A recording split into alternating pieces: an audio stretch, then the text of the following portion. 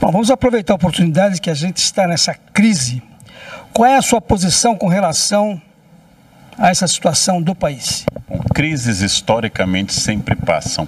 Vocês podem pensar do ponto de vista metafórico como doenças. Só há dois destinos para uma doença, ou ela passa ou o doente passa. Nos dois casos, ela não é permanente. Então, nós temos a chance de estar vivendo a superação, o início da superação da crise econômica.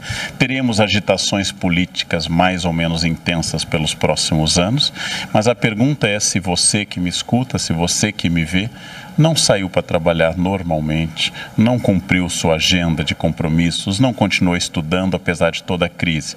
Ou seja, se nós não estamos parando, é porque, de fato, apesar da crise política e da crise econômica, apesar do número de quase 12 milhões de desempregados, muitos de nós continuam, e os que estão fora do mercado de trabalho estão lutando para conseguir voltar a ele. Então, existe uma crise. As crises são passageiras e é muito importante para as pessoas planejarem o que estarão fazendo ou o que farão quando terminar essa crise.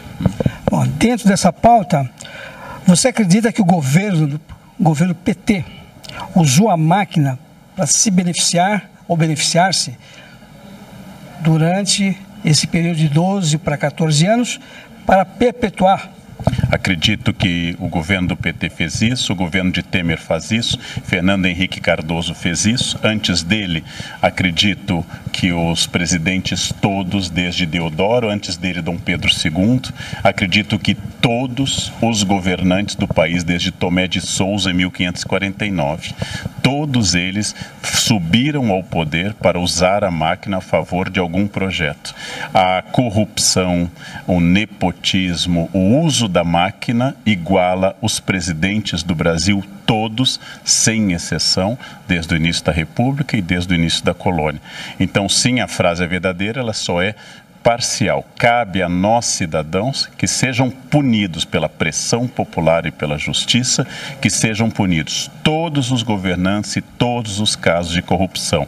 Seja o desvio de merenda aqui em São Paulo, seja a quebra da Petrobras ou a eliminação do poder da Petrobras, tudo tem que ser investigado para que nenhum governo, seja ele de qual partido for, possa continuar fazendo essa malversão de fundos públicos. Então, acredito que cabe a nós, eleitores, e cabe à justiça, que a gente seja muito atento a isso, porque senão, com outros nomes, com outra coloração política, com outros partidos, o roubo continua. Os canalhas precisam do nosso silêncio. Para acabar com isso, a gente tem que continuar com essa pressão e com o voto consciente sempre presente. Para finalizar, qual é o caminho, na sua capacidade, de que o Brasil vai retornar a ser um país estável, financeiramente bem e com emprego voltando? Acredito que a crise econômica possa estar terminando.